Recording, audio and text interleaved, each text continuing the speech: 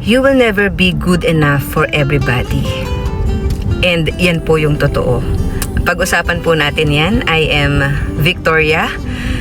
Sabi ko nga, you will never be good enough for everybody, but you will always be the best for someone who really appreciates you. Pwede tayo mag-focus dun sa mga taong tanggap tayo, kung ano tayo, kung sino tayo. Nalulungkot tayo siguro kasi people pleaser tayo, di ba? Parang ginagawa natin lahat para mapasaya yung ibang tao, para ipakita kung gaano sila espesyal, pero dahil nag-expect ka in return na palitan yung mga ginagawa mo, kaya tayo nasasaktan. Pero meron mga taong hindi ka kayang suportahan, hindi ka kayang mahalin kasi ikaw yan. Pero gusto kong sabihin sa'yo na merong mga taong susuportahan ka, tatanggapin ka, ipaglalaban ka, mahal ka, maging sino ka man, kasi ikaw yan. Kailangan lang nating humanap ng mga taong para sa atin talaga. And gusto kong bigyan kita ng matindi example. Tulad yan ni Jesus. Si Jesus, imagine, gumawa siya ng matitinding bagay, matitinding miracle sa lugar niya. Sabi sa book of Luke, nagpunta siya doon sa kanyang hometown sa Nazareth. Pero alam niyo po, pinagtabuyan siya ng kanyang mga kababayan. Sakit nun, di ba?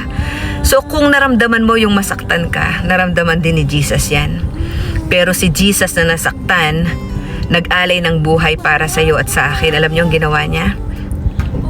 Nagpapako sa krus na instead na tayo yung mamatay dahil sa ating mga kasalanan, inalay niya yung buhay niya para sa iyo at para sa akin. At nagsasabi na Jeremiah 31:3, yes, I have loved you with an everlasting love. Tindi, no? Sabi din sa Awit 17:8, keep me as the apple of your eye.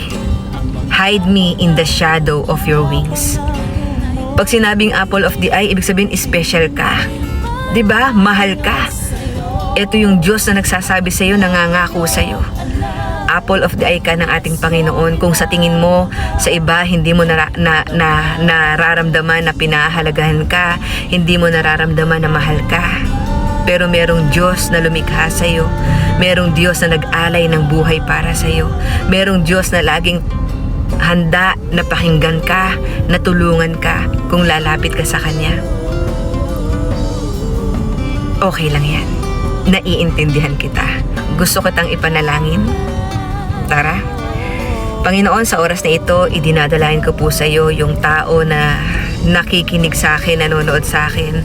Lord, hindi ko man alam yung sitwasyon ng puso niya ngayon, ng buhay niya ngayon.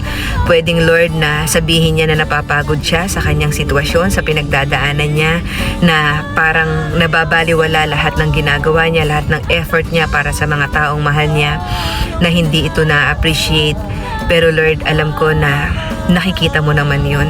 Alam ko, Lord, na ang bawat pagluha niya, ang bawat panalangin niya, hindi man niya ito masabi, Panginoon, pero batid mo yun, alam mo yun.